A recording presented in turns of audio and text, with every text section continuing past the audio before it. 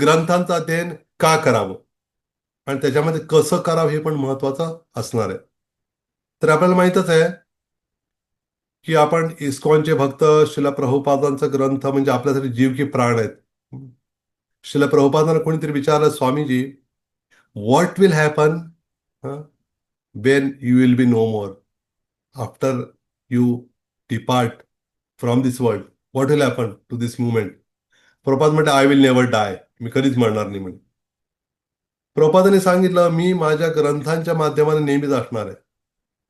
म्हणजेच आपण प्रभुपादांचे ग्रंथ वाचतो तेव्हा आपल्याला प्रभुपादांचा संघ प्राप्त होते, फार महत्वाचं आहे. कारण जोपर्यंत शुद्ध भक्तांचा संघ प्राप्त होत नाही आपल्याला, तोपर्यंत आपली प्रगती होत नाही. आणि प्रभुपाद म्हणायचे की these books are my spiritual ecstasies, म्हणजे हे ग्रंथ लिहिताना मला आध्यात्मिक दृष्टीनं भावविभोर होऊन ते ग्रंथ लिहिलेत म्हणे. साक्षात भगवान श्रीकृष्णांनी माझ्याकडनं करून घेतले कार्य, किंवा त्यांनीच लिहिलंय मला माध्यम बनून.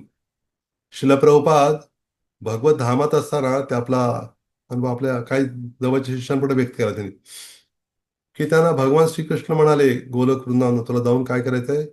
भौतिक जगात जाऊन प्रचार करायचा आहे. प्रभुपाद त्यांचं तिथं आध्यात्मिकात काय नाव असेल माहित नाही. ते म्हणाले, म्हणे भौतिक जग एवढं भयंकर आहे, तिथं मी जाऊन कसं कार्य करू? मग त्यांनी भगवंतांनी म्हटलं, माझी इच्छा आहे जाऊन तिथं तो ग्रंथ लिखाण करायचे, विशेष करून हे मुख्य सेवा असणार आहे.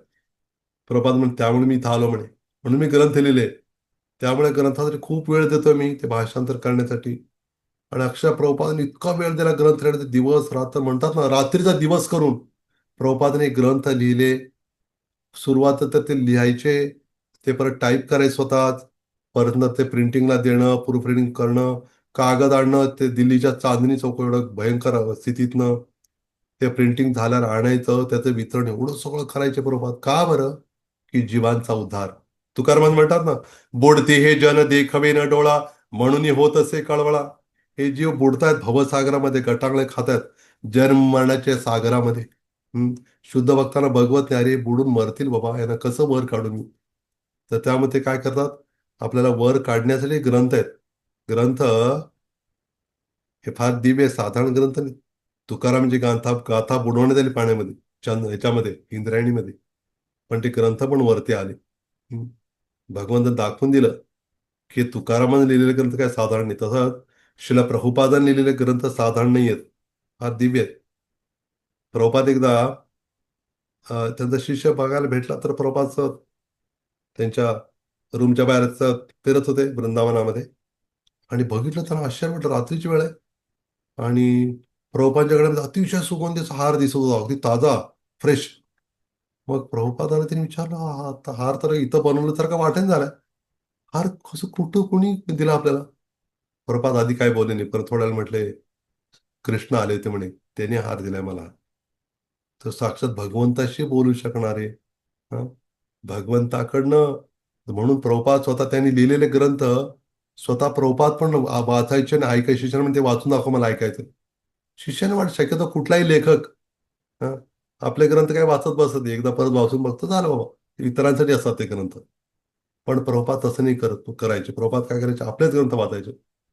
काय तर म्हणजे, प्रभुपाद तुम्ही तुमचेच पुस्तक वाचता का? प्रभुपाद नाही म्हणे, हे साक्षात भगवान श्रीकृष्णाने सांगितलेले लिहिलेले आहेत. हं. तर त्यामुळं त्याचा ते आनंद स्वतः लुटायचे, स्वतः काय करायचे, त्याचं रसास्वादन करायचे. आता बघ कशी गोष्ट आहे, आपण जे 10 नामापराध म्हणतो रोज, त्याच्यामध्ये एक तिसरा अपराध माहिती आहे आपल्याला, गुरूंची अवज्ञा करणं, किंवा किंवा किंवा त्यांना साधारण मनुष्य समजणं. तर जेव्हा आपण गुरूंचा प्रभुपादांचा आदेश काय, आपण ग्रंथांचं अध्ययन करावं, हा त्यांचा आदेश आहे. आपण त्यांच्या आदेशाचं पालन नाही केलं तर काय झालं, आपलं नामाप्रती अपराध होतो. याचा अर्थ आपण नाम चांगल्या रीतीने घेऊ शकणार नाही, त्यांच्या ग्रंथाचं अध्ययन नाही केलं तर. कारण त्यांचा आदेश आहे. का ग्रंथांचं अध्ययन करायचं, काय आहे बरं त्याच्यामध्ये? कारण त्या ग्रंथामध्ये भगवंताचा दोन गोष्टी आहेत. एक आहे तत्व आणि दुसरं रस. रसविचार आणि तत्वविचार म्हणे. तत्वविचार म्हणजे काय, की त्या ग्रंथ आपला काय संबंध आहे भगवंताशी. हं? म्हणजे आपण भगवंताचे कसे अंश आहोत, आपण त्यांची सेवा करणं हा कसा आपला स्वभाव किंवा गुणधर्म आहे, त्यांची सेवा कशी करायची, काय पद्धत आहे, काय विधी आहे, हं? भगवंताला कसं काय करायचं, हे सगळं, हं, हे सगळं जे ज्ञान आहे ना, हे ज्ञान हे समजून हे आपल्याला कळतं ग्रंथातनच. आणि त्याच्यानंतर ते समजल्यावर आपण ते जीवनात उतरू शकतो. नाही समजलं काय उतरणार मग? है ना? आपल्याला ते कळलंच नाही एखादी गोष्ट. असं एखादा डॉक्टर आहे, तो प्रॅक्टिकलला समजा हजरच राहत नव्हता. जेव्हा एखाद्या मृतदेह ते पोस्टमॉर्टम करण्यासाठी काही जण ते खास मेडिकल कॉलेजचे तिथं असतात ते ते बघतात की अमुक हे झालं बा कॅन्सर जरा असं असतं अमुक सगळं दाखवतात ते सगळं पूर्ण चिरफाड करून. तर दाखवत त्याला मध्ये तर समजा तो जर एखादा डॉक्टर जो अजून डॉक्टर नाही बनलाय पण तो अजून शिकतोय त्या मेडिकल कॉलेजमध्ये. पण तो ते थेअरीचे क्लास सगळं अटेंड करत होता. पण प्रॅक्टिकलला आलाच नाही तो समजा. तर त्याला नुसतं ते थेरॉटिकल ह्याच्यावर ना तो तिथं ते ऐकलेलं सगळं जे ऐकलं तेच तर केलं त्याने तिथं ते हे करताना. पण समजा त्याला जर सांगितलं असेल त्याला ते नुसतं थेरॉटिकल माहित आहे. प्रत्यक्षात हात फाडला ते कळणार नाही कुठं काय म्हणून ते गोंधळून ना त्याचं का बरं? कारण ते त्यांनी थेअरी पाहिली पण ते प्रॅक्टिकल पाहिलं नाही किंवा नॉलेज आलेलं आहे थेरॉटिकल नॉलेज. पण ते अप्लाइड नॉलेज नाही मिळालं त्याला अजून. हं. त्यामुळे एखादा म्हणतात ना भगवंत नाम घ्या नाम घ्या नाम घ्या खूप पुण्य आहे याच्यामध्ये. तो नाम घ्या म्हणतो पण नाम नाही घेतल्याशिवाय त्यालाच कळणार नाही कसं नाम आहे ते. एखादं गुलाबजामची भरलेली बरणी आहे सर्वांना वाटतं घ्या घ्या खूप गोड तुम्ही खाल्लं नाही मीच नाही खाल्लं. तर तुला कसं कळलं गोड आहे म्हणून? तू खा ना बाबा आधी. है ना? त्यामुळे ग्रंथांचं अध्ययन आपणही करणं आवश्यक आहे. नाही केलं तर आपल्याला लाभ होत नाही. जो नामापराध आहे चौथा अपराध आपण सकाळी रोज म्हणतो वैदिक शास्त्र आणि प्रमाणांचं खंडन करणं हा चौथा अपराध आहे. त्याचा काय संबंध येतं? म्हणजे हे जे काय आपले ग्रंथ आहेत प्रभुपादांनी दिलेले म्हणजे वेद शास्त्र त्याचेच ग्रंथ आहेत त्याच्या आधारावरच आहेत सगळे ग्रंथ आहेत. तर आपण जेव्हा समजा तो चौथा अपराधाचा अगदी डायरेक्ट अर्थ कसा आहे समजा आपण एखाद्याने काय केलं प्रवचन करताना त्याने सांगितलं की असं उदाहरण दिलं बाबा आपण सहन केलं पाहिजे सुख दुःख वगैरे. आणि त्यावेळेला सांगितलं श्लोक कोट केलाय भगवद्गीतेच्या दुसऱ्या अध्यायातला हा 14वा श्लोक आहे कुठला मात्रा स्पर्शासु कौंतेय शीतोष्ण सुख दुःखदः आगमापायिनो नित्यः तामसी तिक्षस्व भारत. त्याचा अर्थ असा आहे की त्याचं हिवाळा उन्हाळा येत राहतात शीत आणि उष्ण हे जसं आपण सहन करतो ना तसं सुख आणि दुःख हे पण दोन सीझनच आहेत हे ऋतूच आहेत. ते पण आपण सहन करायला शिकलं पाहिजे असं भगवान म्हणतात. त्याच्याने फार विचलित व्हायचं नाही. असं उन्हाळा आला आणि हिवाळा आला फार हिवाळा आला म्हणून आपण हं, शरीर गाठायचं आपणच गाठून गेलो असं होत नाही. आपण आधी तयारी ठेवतो. आला बरं का आला थंडीचा महिना आला नाही गेला आता. हं, आला उन्हाळ्याचा महिना म्हणत नाही बरं का. तयारी करतो ना. तसं ते सहन करावं म्हणे सुख दुःख भगवान म्हणतात. पण एखाद्याने म्हटलं काय कुठला श्लोक सांगताय काय काय शास्त्र काय नसते हो सगळं. तरी खंडन करणं म्हणजे काय तो अपराध होतोय. अगदी तसंच आपण आपण आम्ही खंडन करत नाही आमचा विश्वास आहे तुम्ही श्लोक बरोबर. पण त्याचं अध्ययन न करणं पण खंडनच आहे की नाही. गुरुमाच म्हणतो स्वतः त्याचं अध्ययनच नाही करणं शास्त्राचं हे पण त्याचं खंडन केल्यासारखं आहे. कारण आपण त्याला हात दूरच ठेवलं ते खंडन झालं एका दृष्टीने. म्हणून ते अध्ययन करणं पण आवश्यक आहे. आणि प्रभुपाद आज भरपूर मुद्दे सांगितलेत. तीनचा एक सेट आहे चार असं वेगळं. चार मुद्दे एक असे चार तत्व सांगितले प्रभुपादांनी कुठले? एक म्हटलेलं आहे प्युरिटी इज द फोर्स म्हणजे शुद्धता ही शक्ती आहे. दुसरं आहे युटिलिटी इज द प्रिन्सिपल. क्रम मागे पुढे त्याचं काही नाही. युटिलिटीचा प्रिन्सिपल म्हणजे उपयोगिता हा सिद्धांत आहे. म्हणजे आपल्याकडे जे काही आहे ते भगवंताच्या सेवेत लावणं एक तत्व आहे. आणि तिसरं म्हटलेलं आहे प्रिचिंग इज द इसेन्स म्हणजे प्रचार हेच सार आहे. म्हणजे काय बरं की प्रचार करणं बऱ्याच गोष्टी आपण करू पण ते लोकांपर्यंत पोहोचणं खूप महत्वाचं आहे.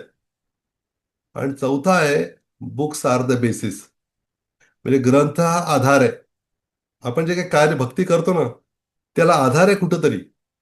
एखादा वकील आहे तो कोर्टामध्ये काय करतो एखादा मुद्दा मांडतो याच्यावर असाच आरोप आम्ही हे करतोय म्हणून. मग न्यायाधीश विचारतात हे कुठल्या कलमाच्या अन्वये तुम्ही करताय बरं? मग तो लगेच सांगणार की असं असं आहे बरं असं म्हणतात ठीक आहे हरकत नाही. किंवा सांगणार की अमुक चेन्नईच्या हायकोर्टामध्ये असंच मुद्दा असताना त्यांनी काय केलेलं असा निर्णय दिलाय आणि ते ऑफिशियल झालेला आहे बुवा तो निर्णय. त्यामुळे ते पण कोर्ट करतात कधी कधी. मग ते पण गृहीत धरलं जातं. ठीक आहे. मुद्दा हाच आहे की म्हणून आपण शास्त्राचा आधार घेऊन सांगणं खूप महत्वाचं आहे. आपल्या लहरीप्रमाणे नाही. है ना. तर म्हणून शास्त्र भक्त काय करतात की असं म्हणलेलं आहे, साधू छिंदंती उक्तीबी. हम्म. असं म्हणलेलं आहे, जे साधू लोक काय करतात, आपल्या शब्दाद्वारे समोरच्या व्यक्तीचं काय करतात, त्याला अगदी शब्दाच्या म्हणजे त्याला फाडून टाकतात. म्हणजे काय करतात, त्याचं कर्मबंधन जे आहे ना तोडून टाकतात. कशाद्वारे? आपल्या वाणीद्वारे, उपदेशाद्वारे. प्रभुपादांनी त्यांच्या वाणीद्वारे, त्यांच्या ग्रंथाद्वारे काय केलं आपल्याला, आपल्याला खडबडून जागा केलं की नाही आपल्याला. हा मोठा फायदा आहे. त्या ग्रंथांचा आधार घेतला पाहिजे. जसं एकदा विमानात जात असताना प्रभुपाद त्यांच्या शिष्या सोबत होते आणि तो पायलट काहीतरी बोलत होता प्रभुपादांशी. प्रभुपाद आपलं म्हणणं ठासून सांगण्यासाठी काय करत होते, ब्रह्मसंहितेतला श्लोक हा श्लोकवर सांगत होते. त्या शिष्याला आश्चर्य वाटलं की त्या समोरच्या व्यक्तीला इंग्लिश संस्कृत काहीच येत नाही, तरी पण प्रभुपाद अगदी ठासून ते शास्त्राचा आधार घेऊन त्याला पटवून सांगतायत. हं. तर त्याला फार विशेष वाटलं. म्हणजे प्रभुपाद ते नेहमीच म्हणायचे, तुम्ही शास्त्राचा आधार घेऊन बोलायला शिकलं पाहिजे. हा श्लोक आहे म्हणून असं म्हटलेलं आहे. कृष्णच का भगवंत असं सांगितलेलं आहे. बरं हे का, त्याला प्रत्येकाला काय आधार असणं फार आवश्यक आहे. आणि म्हणून जे कायदा आहे की नाही, कायद्याच्या अनुसार जसा आपला हं, आध्यात्मिक कायदा आहे, वेगवेगळे विधी नियम आहेत आपल्यासाठी. तर त्यामुळं आपल्याला कायदा माहिती आहे. म्हणजे विशेष करून प्रभुपाद म्हणतात हे जे माझे ग्रंथ आहेत, येणाऱ्या 10,000 वर्षांपर्यंत जीवांना तारतील, भवसागरातनं वर येण्यासाठी साथ देतील. कारण 10,000 वर्षांतर भगवंताचं नाव पण घेणं शक्य होणार नाही. हं, अशी भयंकर स्थिती येणार आहे. त्याच्या आधीच आपण सावध होणं फार आवश्यक आहे. साधू सावधान म्हणून म्हटलेलं आहे की आपण लॉ बुक्स आहेत म्हणे, प्रभुपाद म्हणे लॉ बुक्स. कारण हे भगवंताचा कायदा सांगणारे ग्रंथ आहेत. म्हणून लॉ बुक झालं. म्हणजे लॉ बुक आपण वापरतो म्हणजे आपण लॉयर झालो. हं. आणि मग काय करतो आपण, त्याचा संदर्भ सांगूनच आपण ते पटवून सांगणं गरजेचं आहे. असं मी सांगितलं ना, वकील न्यायाधीशांच्या उपस्थितीत आणि सर्वांच्या उपस्थितीमध्ये एखादं त्याचा जर म्हणजे कायद्याच्या ह्याच्यानुसार ते सांगतात, कायद्याची या ह्याच्यामध्ये या भागात आज दिलेलं आहे म्हणून असं आम्ही सांगतो वयाला. तसंच हे सुद्धा. आणि त्याचबरोबर हे झालं, लॉयर झालं. मग काय, लॉ ऑफ लास्ट थॉट. शेवटच्या विचाराचा कायदा काय बरं, काय विधी त्याची, काय केलं पाहिजे म्हणून आपण, आपला शेवट होताना काय झालं तर ते योग्य आहे बरं. काय नियम काय, अंतकाले च मामेव स्मरण मुक्त्वा कलेवरम य प्रयाती समद्भावम याती नास्ते तर संशय. हा भगवद्गीतेच्या 8व्या अध्यायातला 7वा श्लोक आहे. काय अर्थ याचा, की मृत्यूच्या वेळेला जो कोणी भगवान श्रीकृष्णांचं स्मरण करीत देह सोडेल, त्याला भगवंताची प्राप्ती होते, यात काही संशय नाही म्हणे. भगवंत मुद्दाम सांगतात संशय घेऊ नका. आणि हे जे भगवंत सांगतायत तो धर्म आहे म्हणे. धर्मम तू साक्षात भगवत प्रणितम. तुम्ही आम्ही बनवलं धर्म होऊ शकत नाही. आपण काय बनवणार. हं. आपलंच आपल्याला सुधरत नाही. आपण काय धर्म बनवणार आहे. नाही बनवू. हा धर्माचं पालन करू शकतो. धर्म रक्षती रक्षता म्हटलेलं आहे. जो धर्माचं रक्षण करतो ना, धर्म त्याचं रक्षण करतो. जे धर्माचं रक्षण नाही करत ना, ते स्वतःही बुडतात आणि दुसऱ्यांनी बुडतात. हं. म्हणजे स्वतः बुडतात आणि दुसऱ्यांना बुडवून ते त्याने बुडवतात. ते दुसरे बुडतात त्यांना वाचू शकत नाहीत, हे बुडतात, काहीच करू शकत नाही. त्यामुळे आपण हे बुडतात ते बुडतात, येतात नुसतं राहतात नुसते बुडबुडे, पाण्यात बुडे वर बुडबुडे येतात ना, अशी आपली अवस्था झाली. आणि लॉ ऑफ कर्म कुठला आहे, कर्माचा लॉ, कर्मण्येवाधिकार असते मा फलेषु कदाचन मा कर्मफल हेतुर्भो मा ते संगस्व कर्मणी. हा भगवद्गीतेच्या 2 अध्यायातला 47वा श्लोक आहे हा, सांख्ययोगातला. त्यात भगवान म्हणतात, बघा हे शास्त्र बघितल्यावरच आपल्याला कळतं. म्हणून म्हटलंय, प्रभुपाद म्हणतात, साध हं, साधू गुरु शास्त्र तिन्ही आपलं एका लाईन मध्ये आलं पाहिजे. पडताळून बघायचं आपण, बरोबर आहे का म्हणून. आज एखादा सायन्सचा विद्यार्थी, विषय केमिस्ट्रीचा वगैरे असेल, त्याच्यात त्या लॅबोरेटरीमध्ये प्रयोगशाळेत काय करतो, त्याच्याकडे हे असतं, काय म्हणतात त्याला, टेस्टी बसतं. त्यात तो काय करत असं बघतो असंही करू. आता म्हटलं बघतो असंच करतो असं. हा, ते रंग झाला, प्लस काय करतो, बघतो त्याच्यावरून तो ठरवतो. काय ठरवतो? हा, आता लाल रंगाला म्हणजे हे असेल, हा रंगाला तसं. त्याच पद्धतीनं की आपण कुठलीही गोष्ट स्वीकार करताना, निर्णय घेताना साधूंनी सांगितलेलं आहे का, गुरूंनी सांगितलंय का, शास्त्रात दिलंय का, हे पडताळून आपण ठरवायचं की योग्य आहे म्हणून एखादी गोष्ट.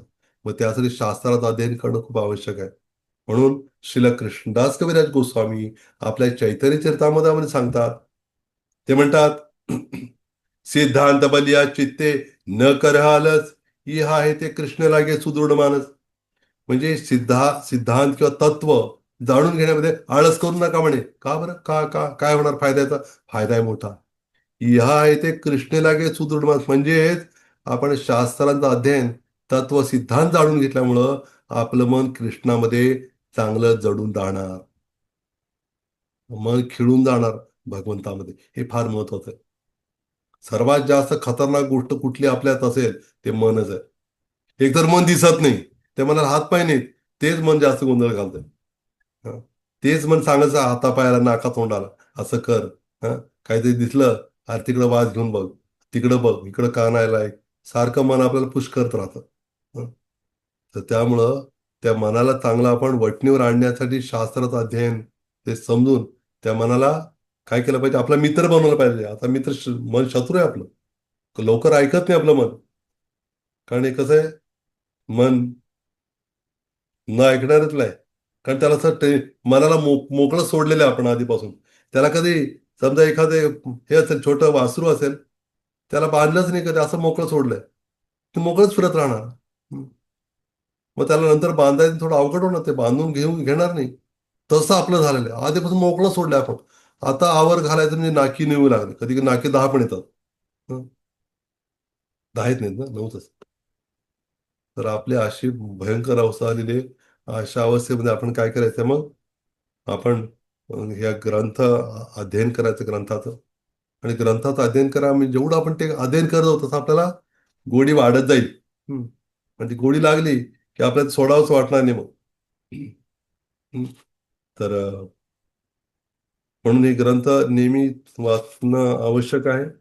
आणि प्रभुपाद म्हणतात, एका चैतन्य चरितामच्या एका तात्पर्यात लिहितात, की म्हणे हे जर ग्रंथ तुम्ही नाही जर वाचले, काय होणार म्हणे? तुम्ही नुसतं खाणार, झोपणार आणि तुमच्या स्थितीतनं पतन होणार तुमचं. कारण तुम्हाला कळणार नाही का करतोय सगळं म्हणून. आधी एक उत्साहानं थोडं पुश केलेलं असतं आपल्याला, है ना? पूर्व पुण्याई थोडी, वैष्णवांचा आशीर्वाद, भगवंताची कृपा आहे, गाडीत चाललेली आहे. हं? पण आपण ते पुढं अध्ययन करणं थांबवलं समजा, ऐकणं थांबवलं, तर जसं त्या तात्पर्यात प्रभुपाद म्हणतात, तसं एखाद्याला आधी चांगलं मिळत होतं खायला, पण ते खाणं काय झालं, की खाणं थांबलंय आता, त्याला खाणं दिलं जात नाही. तर काय होणार? तो हळूहळू काय होणार मग? क्षीण होणार. आणि नंतर ना संपलं ते सगळं. हं. किंवा त्याला कळलंच नाही. आपण तो खात राहतोय, तसंच पडून राहणार आणि नंतर मग संपलं. मग त्याचं जीवन आध्यात्मिक जीवन नाही राहणार मग ते. तर म्हणून हे समजून घेणं खूप आवश्यक आहे. हं. तर आपल्याला, नाहीतर बऱ्याच वेळा आपल्याला ओढतील, मग आपली कोमल श्रद्धा असल्यामुळं कोणी पण सांगतील, "अरे, हे इस्कॉन काहीच नाही." हे तर नवीन लोकांसाठी सांगितलंय प्रभुपादांनी. अमेरिकेत गेले, नवीन लोक होते, त्यांना सांगितलंय, "तुम्हाला जर खरंच तुम्ही तर भारतीय, तुम्हाला याच्या वरचं तुम्हाला कळू शकतं, तुमची योग्यता आहे." "हो, बरोबर." लगेच खरं वाटतं. आणि आपण म्हणतो, तिकडं जाऊ, वृंदावनाला जाऊ, तिकडं जाऊ, तिकडं जाऊ. इथे काय ठेवलं? काही नाही. ते जाणार, कोणतरी भेटणार, त्याच्या नादाला लागणार, काही दिवसांनी पश्चातापणार, "अरे कशाला बाबा, एवढं साक्षात चैतन्य महाप्रभूने सांगितलेलं आंदोलन, त्यात आपण जुडलोय. इथनं का गेलो असं असं वाटणार. मग का गेलो आपण? हे ग्रंथ न वाचल्यामुळं, समजून न घेतल्यामुळं. प्रभुपाद कोण आहेत? त्यांनी काय तत्व दिले हे कळणारच नाही मग कधीच. प्रवचन ऐकायचेच आहेत, पण आपण आतनं ती धुलाई करण्यासाठी पण ज्ञान आल्यावर काय जातं बरं दूर? अज्ञान जातं. तसं प्रकाश आल्यामुळं अंधकार दूर होतो. तसं म्हणे, सूर्याने कधी अंधाराला पाहिलंच नाही म्हणे. पाहिलं का सूर्याने? सूर्याने अंधाराला पाहिलंच रे का? पाहणारच नाही. कसं पाहणार? तो स्वतःच एवढा प्रकाश त्याचा. तसंच जे अज्ञान आहे, ते अज्ञान ज्ञानाद्वारे आपण काढू शकतो. तसं अंधकार प्रकाशाद्वारे दूर करू शकतो. तसंच अज्ञान हे ज्ञानाद्वारे दूर करू शकतो. त्यामुळे ज्ञान मिळवणं खूप आवश्यक आहे. हे ज्ञान म्हणून आपलं पंडित बनण्याचं ज्ञान मिळवायचं नाही. कशासाठी? भगवंताचं दिव्य ज्ञान कळल्यामुळं भगवंताची सेवा करणं जास्त सोपं व्हावं म्हणून. प्रभुपाद म्हटले की सगळे जे ग्रंथ लिहिलेत मी, हे ग्रंथ लिहिल्यामुळं तुम्ही कृष्णाला पूर्णपणे जाणून घेऊ शकणार नाही. मग शिष्य म्हटले, प्रभुपाद जर असं असेल तर आपण एवढं मेहनत काय घेताय म्हणे ग्रंथ लिहिण्यासाठी? प्रभुपाद म्हटले, खरं तर मी जे ग्रंथ लिहिले आहेत, या ग्रंथांचं अध्ययन केल्यामुळं तुम्ही कृष्णावर प्रेम करू शकाल म्हणे. कृष्ण लीला ऐकू शकाल. हं. कृष्ण म्हणजे काय कळतील आपल्याला. त्यांच्यावर प्रेम आपलं आहेच मूळचं, पण आपण विसरून गेलो त्यांच्यावर आपलं प्रेम आहे म्हणून. उलट काय झालं आपल्याला? गैरसमज झालाय आणि त्यामुळे आपण या भौतिक जगावर प्रेम करू लागलेलो. हं. या जगण्यावर या मरण्यावर हं. शतदा प्रेम करावे. इथंच त्यांचं सगळं इथंच वाटून टाकलं त्यांनी. हं. भगवंतावर प्रेम करत राहून गेले. त्याच्या घरातल्या सगळ्याच वस्तू वाटून टाकल्यात. त्यालाच खायला नाही. तसं झालंय. आपलं प्रेम कृष्णाविषयी न ठेवता आपण वाटून टाकलं. हृदयाचे तुकडे तुकडे करून देऊन टाकले सगळ्यांना. काय जर राहिलं? भगवंताला वर प्रेम करायचं ना शिल्लक हेच नाही. पण ते जाग करू शकतो काय करून? हे सगळं शास्त्र वाचून.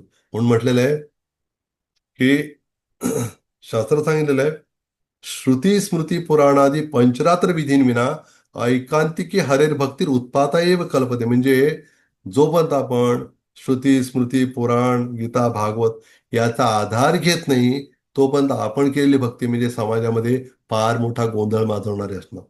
लोक म्हणतात, अहो आमची भोळी भक्ती म्हणणार आणि काय वाटेल ते करणार भक्तीच्या नावाखाली. हं? या देवाचे करणार तिकडे करणार सगळं खिचडी करणार. खिचडी खायची असली चांगली गोष्ट हो. ही खिचडी काय कामाची? फिलॉसॉफिकल खिचडी. हं. आणि ती खाल्ल्यावर काय पचणार थोडंच आपल्याला. उलट्याच होणार त्याच्या. आणि काय भगवंत भेटणार मग तेव्हा? नाहीच भेटणार. म्हणून हे महत्वाचं आहे की आपण शास्त्राच्या आधारे समजून घ्यायचं. हा आधार महत्वाचा आहे. हं. एखादा कुठल्याही कॉलेजचा विद्यार्थी शाळेचा असेल, त्याला दिलेला सिलेबस आहे ना, करिक्युलम, अभ्यासक्रम, त्यानुसार त्याला अभ्यास करायचा आहे. स्वतःचा नवीन अभ्यासक्रम काढू शकतो का तो? नाही. जर मी काय करतो, आता मीच अभ्यासक्रम बनवणार. बनव बाबू. नेमकं परीक्षेला कळेल, सर हे काय आलंय सगळं? अभ्यासक्रमातलं आले दिसत नाही. हा काय सांगतोस? अरे बाकी तुमचं काय म्हणणं? नाही सर, अभ्यासक्रमात हा काय म्हणतो? काय दुसरा बघितला पेपर सारखाच आहे. का बरं? काय गडबड केली? कोणतरी सांगतो, सर यांनी स्वतःचा अभ्यासक्रम बनवलाय. हा मग काय उपयोग त्याचा? हं. तसं आपले ग्रंथ तत्व आपलं बदलायचं नाही. त्या ग्रंथात लिहू शकतो ग्रंथ, पण मुद्दा आहे की तत्व तेच असायला हवं. तत्वात बदल नाही. तर म्हणून असं नाही की चला आपले ग्रंथ लिहितोय, मंत्र बदलला. हं. आपला वेगळाच मंत्र काढलेला आहे. हरे कृष्ण मंत्र सोडून. असं नाही. जे दिलंय ते आपण कळण्याचे अजून थोडं. तसं प्रभुपादांनी जे ग्रंथ लिहिले, त्यांच्या आधीच्या आचार्यांनी पण भाष्य लिहिलेलं आहे. पण प्रभुपादांनी काय केलंय, आत्ताच्या काळच्या लोकांना समजेल अशा पद्धतीने लिहिलं आणि भगवंताची योजनेनं आणि संपूर्ण विश्वाच्या कानाकोपऱ्यामध्ये हे ग्रंथ पोचले. हे किती ते लोक त्याचं ग्रंथाचं अध्ययन करून त्यांचं जीवन पूर्णपणे काय झालेलं आहे, बदललेलं आहे. पण आपण त्या दृष्टीने बघत नाही कधी. हम्म. म्हणून आपण म्हणून नुकसान होतं आपलं. आणि विशेष करून स्वाध्याय म्हणजे काय, की ग्रंथांचं अध्ययन करणं. तर म्हणून आपण नाही हे केलं, अध्ययन नाही केलं नाही, आपण वर नाही जाणार, खालीच राहू आपण. कॉमन सेन्स आहे की नाही? एखादा 10वीचा मुलगा आहे, त्याने अभ्यास नाही करता तो काय 11वी जाणार का 10वीच राहणार? पर कॉमन सेन्स. अध्ययन नाही केलं, आहे तिथेच राहणार. दिसताना काय दिसणार? एवढे वर्ष वाढलेले आहे, वय वाढलंय, केस केस पांढरे झालेले आहेत, चष्मा लागलाय, हे बाहेर दिसेल, पण आतनं त्याला काहीच माहित नाही. तर त्यामुळे कळणं गरजेचं आहे. तर आपण जे ऋषीमुनींचं ऋण आहे ते चुकतं करण्यासाठी आपल्याला एकतर ग्रंथांचे वितरण तर करायचंच आहे, पण आपल्याला ग्रंथांचं अध्ययन पण करायचं आहे. आणि फार महत्वाचा मुद्दा असा आहे की ग्रंथांचं अध्ययन केल्यामुळे आपल्याला कुठली दृष्टी येते माहिती आहे आपल्याला? शास्त्र चक्षु. आता आहे ते कुठले डोळे आहेत आपले? चर्मचक्षु. म्हणजे कशाचे डोळे आहेत आपले आता? कसे डोळे? हे डोळे तेच आहेत. कुठले डोळे? कुठल्या रंगाचे नाही, काळे पांढरे घारे डोळे ते नाही विचारलं. कुठले डोळे? शास्त्रचक्षू. आता चर्मचक्षु आहेत. मग शास्त्रचक्षु म्हणजे शास्त्राच्या आधारे बघणार आपण प्रत्येक गोष्ट बघताना. आणि नंतर भेटणार या गुरूंची कृपा होते आपल्यावर. ओम अज्ञान तिमिरांधस्य ज्ञानांजन शलाकया चक्षुरुन्मिलितं येन तस्मै श्री गुरवे नमः. याचा अर्थ असं की माझा अज्ञानरूपी अंधकारात माझा जन्म झाला होता. पण हे गुरुदेव आपण काय केलं? माझ्या डोळ्यामध्ये ज्ञानाचा प्रकाश टाकून मला काय केलं? अंधारातनं मला प्रकाशात आणलं. अशा गुरूंना माझा प्रणाम आहे. असाच अर्थ आहे. पण आपण आपल्या डोळ्यामध्ये बाहेरचं मार्केटमधलं काजळ घालण्यापेक्षा ज्ञानाचं काजळ घातलं चांगलं. म्हणजेच अध्ययन करणं शास्त्राचं. जेवढं अध्ययन करू तेवढं आपल्याला सुरुवातीला ते आवडेल ना आवडेल. असं ती गाय किंवा म्हशी रवंथ करतात, रवंथ.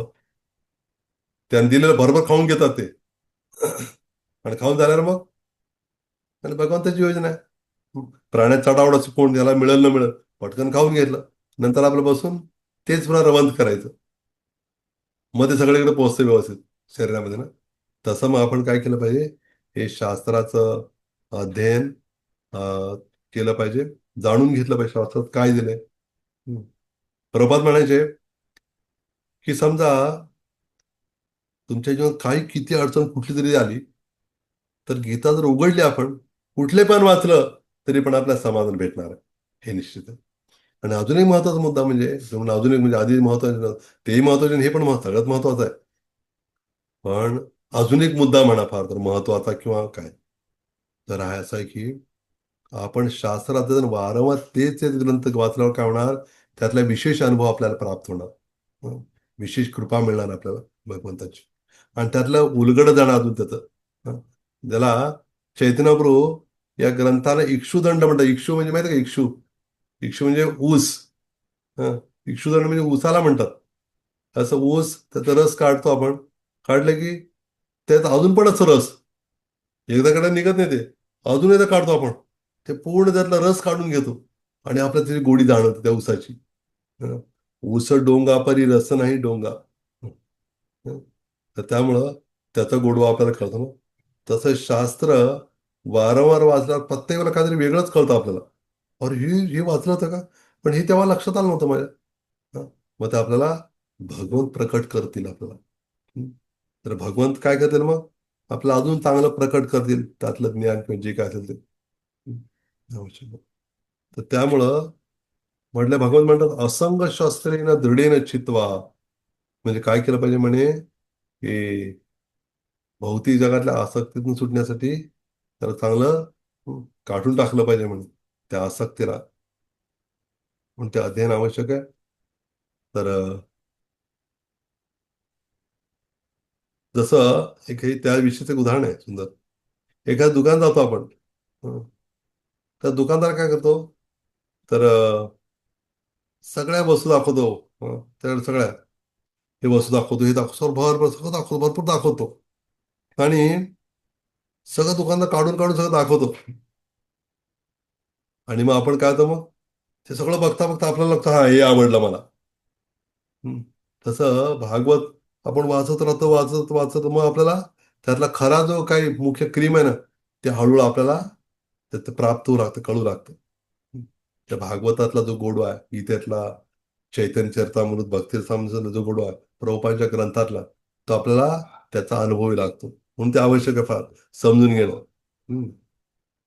आणि विशेष करून आपण आपलं हृदय आपल्या जवळच्या व्यक्तीपुढे व्यक्त उघडतो ना. तसं मग म्हणजे शास्त्र काय आपल्यासाठी एका दृष्टीनं हं, आपल्या जे काही प्रश्न असतील त्या शास्त्राचे अध्ययन केल्यामुळे आपल्याला साहजिक त्या प्रश्नांची उत्तरं मिळून जातील. प्रश्नांची उत्तरं मिळाल्यावर आपल्याला मग हं, काय अडचण नाही येणार. आपलं सगळं सुरळीत चालणार आहे. आणि ते अध्ययन करण्याचं पण असं नसतं की आपल्याला प्रवचन करायचं म्हणून त्याला वाचून जाऊया. मग तसं नसतं. आपलं अध्ययनाचं एक वेगळंच हे ठेवावं. आणि त्याचबरोबर तसं आपण जे काही प्रवचन किंवा असं सांगण्यासाठी पण आपण जी तयारी करतो ती ठेवायचीच आहे, हरकत नाही. पण त्याचबरोबर अध्ययनासाठी वेगळा वेळ पण द्यायला पाहिजे, स्पेशल टाइम. तर आपण लाभ होतोय. आणि सर्व लोकांना आवश्यक आहे. हाताने याला चालतंय त्याला तर नाही, प्रत्येकाला आवश्यक आहे. प्रत्येकाने ग्रंथाचं अध्ययन करणं गरजेचं आहे.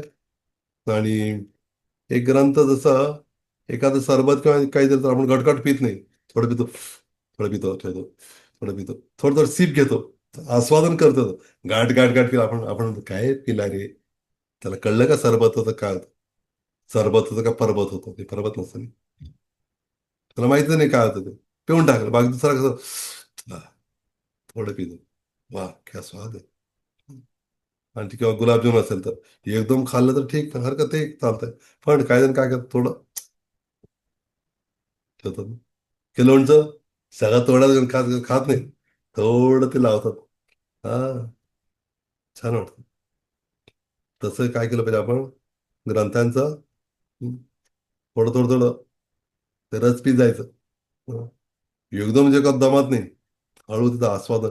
सुरुवातीला एका दमात जर शक्य तसं करून घ्या. आणि हळूहळू मग आपल्याला त्याचं आस्वादन, त्याचं पॉईंट लिहिणं, त्यातले श्लोक पाठ करणं, ते कसं काय सांगितलं, पूर्ण प्रार्थना आहेत.